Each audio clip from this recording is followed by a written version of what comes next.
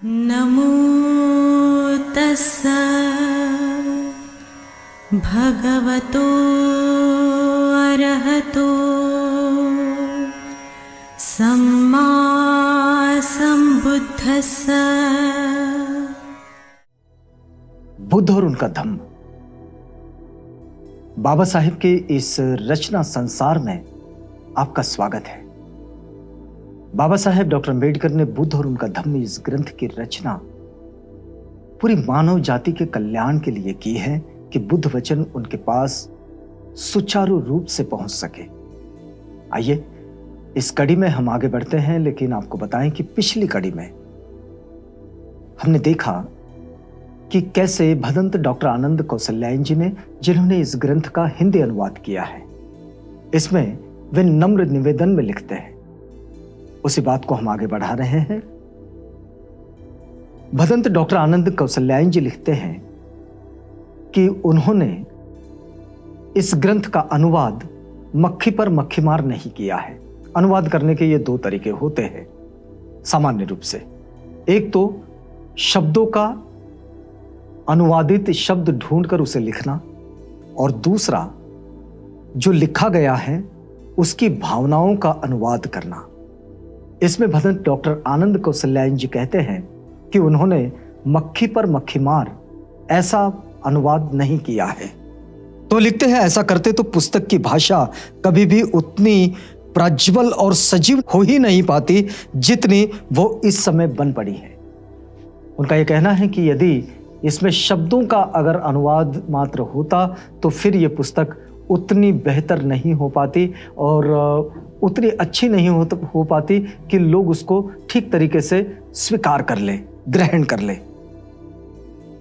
वो आगे लिखते हैं कि कहीं कहीं उन्होंने विषय को स्पष्ट करने के लिए अपनी रुचि से भी कोई बात जोड़ दी है, किंतु कहीं एक भी जगह ऐसी बात नहीं जहां धम्म का अपघात हुआ हो।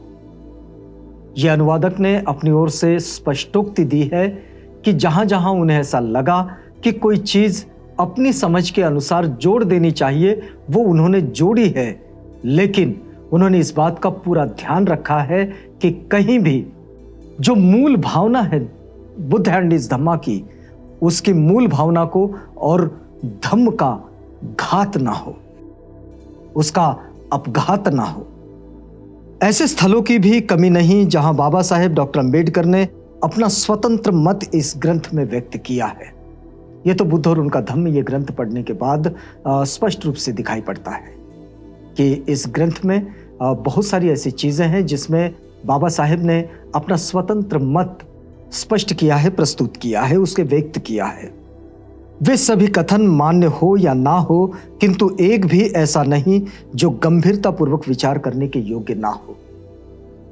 बाबा साहेब ने भले ही बुद्ध एंड इस धम्मा इस ग्रंथ में अपने विचार भी व्यक्त किए हो, लेकिन इस पूरे ग्रंथ में, उस पूरी स्पष्टोक्ति में ऐसा कोई भी प्रसंग नहीं है कि जिस पर गंभीरता से विचार ना किया जा सके।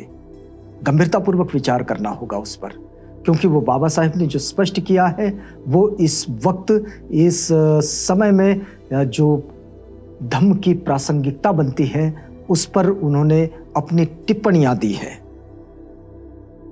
अपने लाखों अनुयायियों सहित बोधिसत्व चरित डॉक्टर भीमराव रामजी अंबेडकर बाबा साहेब ने जब नागपुर में धम्म दीक्षा ग्रहण की थी तो महापंडित राहुल सांकृत्यायन ने कहा था कि डॉक्टर अंबेडकर ने भारत में नए सिरे से बुद्ध धम्म का एक ऐसा खंभा गाड़ दिया है जिसे कोई हिला नहीं सकता।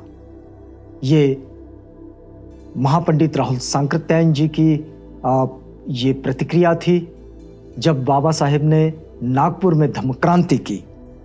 बौद्ध धम्म और बौद्ध समाज के पक्ष में जितना महान कार्य नागपुर की वह दीक्षा थी, उतना ही बल्कि उससे अधिक महत्वपूर्ण कार्य डॉक्टर बाबा साहेब अंबेडकर द्वारा ये पुण्य लेखनी ने उनकी इस ग्रंथ रत्न की रचना करके की है। मतलब वो दोनों घटनाएं, एक घटना वो जो 14 अक्टूबर 1956 को घटित हुई कि जब बाबा साहेब डॉक्टर अंबेडकर ने बुद्ध धम्म की दीक्षा स्वयं भी ली और अपने लाखों अनुयायियों को दी। और दूसरी घटना, जब बाबा साहेब डॉक्टर अम्बेडकर ने इस ग्रंथ की रचना की। यह ऐसा ग्रंथ रत्न है कि यह सिर्फ 1956 में जो दीक्षित हुए उन बौद्धों के लिए नहीं, बल्कि पूरी दुनिया के बौद्धों के लिए एक मार्गदर्शक है। और इस दृष्टि में ये दोनों घटनाएं एक सी घटनाएं हैं। 14 अक्टूबर 1956 की धम्म क्रांति और बुद्ध एंड हिज धम्मा, इस ग्रंथ की रचना। कोई भी ग्रंथ अपनी पृष्ठ संख्या से बड़ा या छोटा नहीं माना जा सकता। प्रज्ञा के अनुवीक्षण यंत्र से देखने पर और जनहित के मापदंड से मापने पर जो ग्रंथ जितना ही खरा उतरे वह उतना ही महान या छोटा बड़ा होता है। कोई ग्रंथ कितने पन्नों का है, इस बात से उसकी महानता की तुलना नहीं की जा सकती, उसके महानता की स्पष्टता नहीं की जा सकती, उसको महान घोषित नहीं किया जा सकता। अगर उसकी महानता की सिद्धता करनी है तो उसमें जो सामग्री है वो सामग्री को देखना बहुत जरूरी होता है। बुद्ध एंड हिज धम्मा, इस ग्रंथ में निश्चित रूप से वो सामग्री है जो मानव कल्याण की है। भदंत डॉक्टर आनंद कौशल्यायन जी आगे लिखते हैं कि इस ग्रंथ की मूल अंग्रेजी प्रति उन्हें पीपल्स एजुकेशन सोसाइटी के वर्तमान अध्यक्ष की कृपा से बंबई से थाईलैंड जाते समय बंबई स्टेशन पर ही प्राप्त हो गई थी। उन्होंने रास्ते में ही इसे अधिकांश पढ़ डाला और कलकत्ता पहुंचते पहुंचते अनुवाद आरंभ कर दिया। फिर आगे वे लिखते हैं कि विश्व बौद्ध सम्मेलन के उत्सव के बाद वे थाईलैंड में 2 महीने तक इस ग्रंथ का अनुवाद समाप्त कर डालने की कामना से ही रुके रहे। वट महाधातु बैंकॉक में उन सब स्नेही भिक्षुओं तथा सदगृहस्थ का वे कृतज्ञता भी व्यक्त करते हैं उनके प्रति, जिन्होंने बैंकॉक में रहते समय उनके निवास और भोजन आदि की समुचित व्यवस्था की और इस ग्रंथ के अनुवाद कार्य में हर तरह से सहायता पहुंचाई। वे आगे लिखते हैं कि थाईलैंड से ही उनके बर्मा, जापान और फिर सिंहलदीप चले जाने के कारण ग्रंथ का मुद्रण तथा प्रकाशन कुछ विलंब से हुआ है, लेकिन इसकी प्रेस कॉपी की तैयारी के समय जिन भिक्षुओं ने और जिन सहायकों ने उनको सहायता की उनके प्रति भी भदंत डॉक्टर आनंद कौशल्यायन जी ने धन्यवाद व्यक्त किया है। और अंत में वे लिखते हैं कि पीपल्स एजुकेशन सोसाइटी का वे विशेष आभार व्यक्त करते हैं कि उन्होंने मूल अंग्रेजी ग्रंथ की तरह उसके हिंदी अनुवाद को प्रकाशित करने की उदारता और सदाशयता इसका परिचय दिया। ये पीपल्स एजुकेशन सोसाइटी ने जब हिंदी में इसका अनुवाद प्रकाशित किया तो इसके प्रति भी भदंत डॉक्टर आनंद कौशल्यायन जी ने उनके प्रति कृतज्ञता और आभार व्यक्त किया है, उनको धन्यवाद दिया है। और यहाँ ये जो भदंत डॉक्टर आनंद कौशल्यायन जी का बुद्ध और उनका धम्म, इस ग्रंथ के शुरुआत में जो नम्र निवेदन है वो यहाँ समाप्त होता है।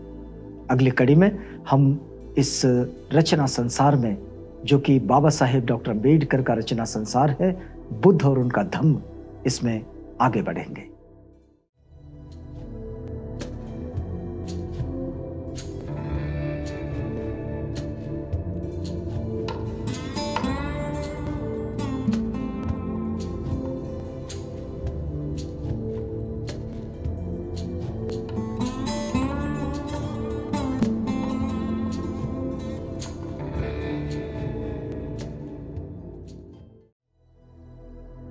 बुद्ध और उनका धम्म।